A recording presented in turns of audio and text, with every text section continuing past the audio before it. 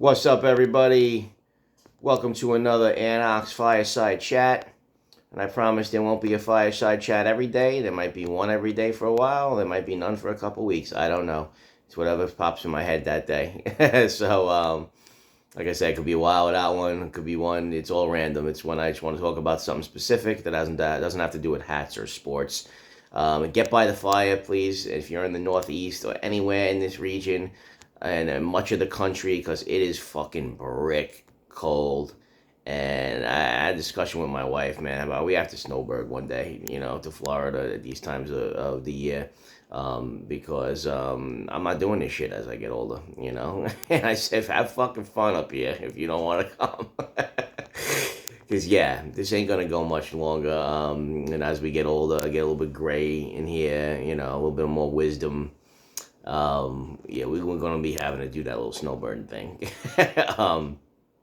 when the opportunity presents itself.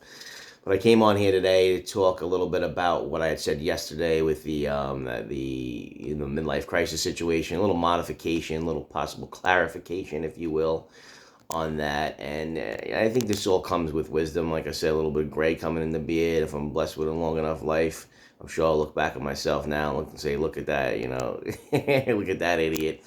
But maybe not. Maybe we're over that threshold by now. I had a meeting the other day, a business meeting with somebody, and he opened a door, and I'm like, who was this little kid? I thought an adult was gonna open the door. And when at the end, I'm like, yo, how old were you? How old are you? And he said 32. And so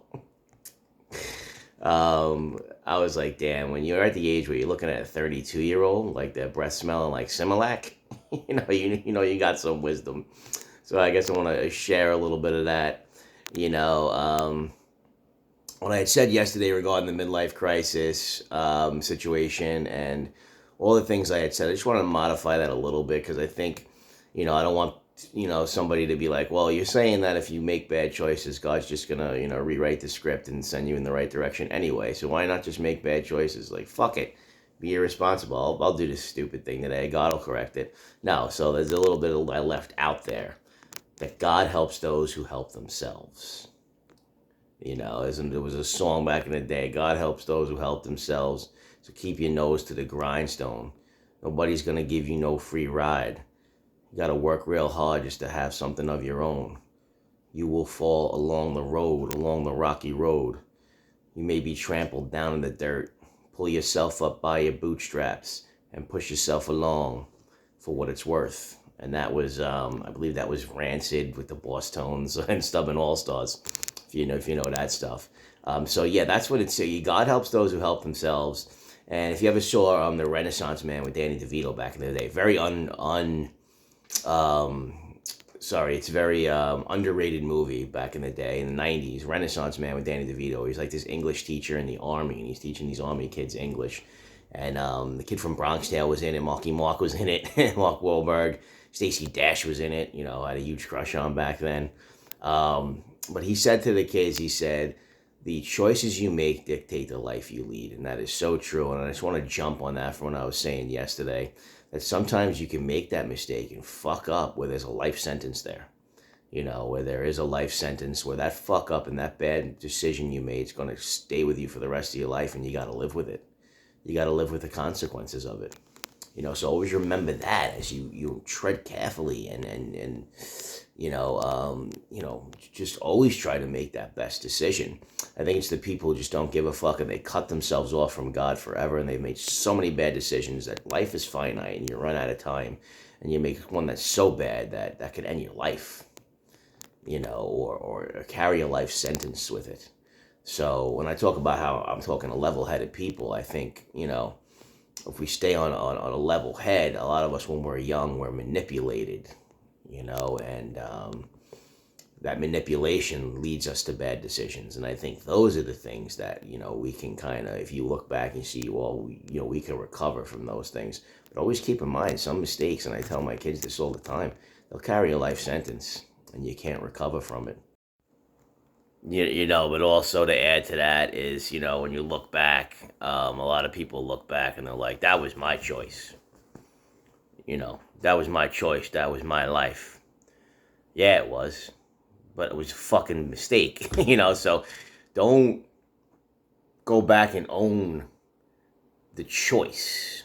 Like, because when you say, when you own the choice, it's almost like you would make that choice again, or you don't regret it, so you move on from things, that's fine.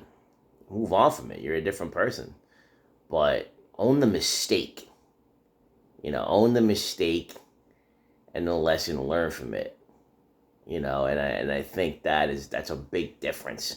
Rather than owning the choice, is almost like standing by it or laughing it off. Own the mistake, and then that's going to change your mindset completely. Even how you talk about it, how you reference it, or if that you don't reference it or talk about it. So you see people talking about their mistakes lightly and laughing about it and shit because they're owning the choice. They're not owning the mistake, and I think those are two completely different things.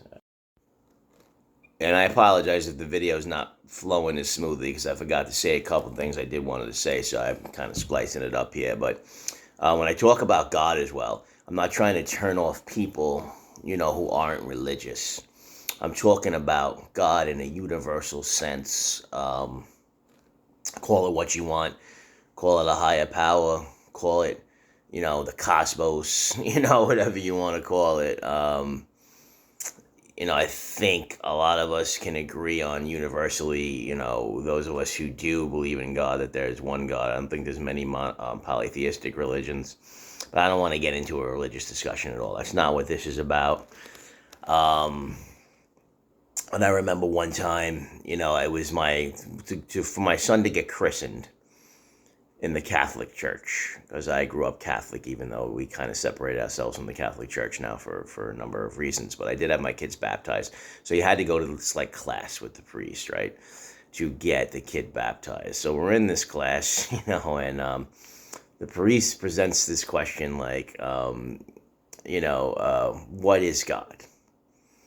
So I, being the, early 30-year-old, kid, like I said, who knew everything, and thought I was, Mr. Smarty Pants, came out with this whole answer to him about, space, time, eternity, the realms beyond space, what is being and nothingness, and how at the end I said none of our human brains cannot fathom what is God.